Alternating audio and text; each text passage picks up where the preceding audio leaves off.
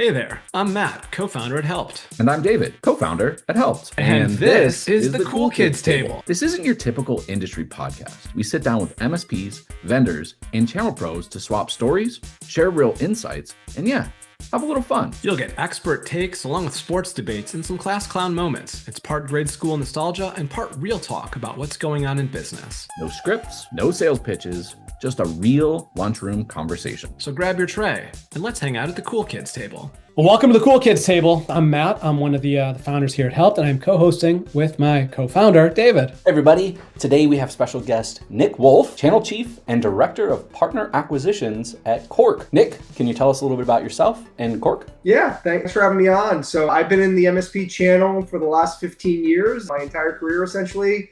Had a very great run working at Datto for about a decade as one of their first employees. And as some of you watching this might know, Cork is created by Austin McCord, who was the founder of Datto. Ultimately, what Cork does is we offer a compliance monitoring platform for MSPs that's going to integrate with their existing tools using an API connection.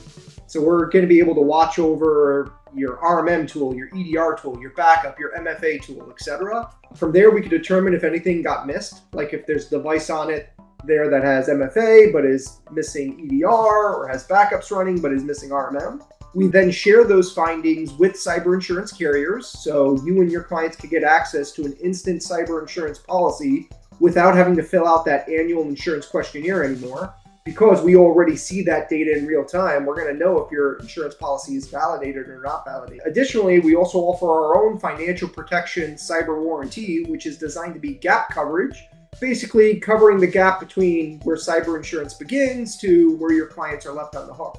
So with our financial protection, we'll cover things like wire transfer fraud and gift card scams, which is typically not covered by cyber insurance, while also covering cyber insurance deductibles. So it's all about reducing clients' out-of-pocket expenses during a cybersecurity incident. But enough about that. Let's talk about something more fun, right? That reminds me, I need to text our whole team to send me some iTunes gift cards. Best case, it's cybersecurity training and phishing awareness. Worst case, I get some iTunes gift cards. So it's kind of win-win for me. So way back high school days, at the school cafeteria, what was the best meal? The French toast stick logs, when it was like breakfast for lunch days. Yeah. Did they give you the little plastic containers of the syrup, or did they actually just pour some No, syrup? they gave us the little plastic shot glasses, and you would sort of dunk them in there. Do you do a little bit on each one of those sticks, or do you eat the sticks dry until the last one and then use all of the syrup on the last stick? Who the heck does that? No, you gotta balance your plate. It's a little bit of dunkage on every one. All right, fine. Thank you for being a sane person. So what's in your lunchbox today? I got this nifty lunchbox from the team, Twinkie, absolute staple. If you've never done an air fried Twinkie, it hits the spot. One of the reasons why I love the movie Mr. Deeds is because they had the Hawaiian Punch fountain soda machine. That's Hawaiian Punch. So if you're ever a billionaire, right, just install one of those. Breakfast and lunch every business day. Oh, that flavor, it still hits. So now that I'm starving. All right, we're playing Jeopardy today. Let's do it. Awesome. What do you want to start with? Class clown for 300, right in the middle. You made a zero-budget Jesus. sci-fi spoof called Scout Trek: The Arrow Awakens.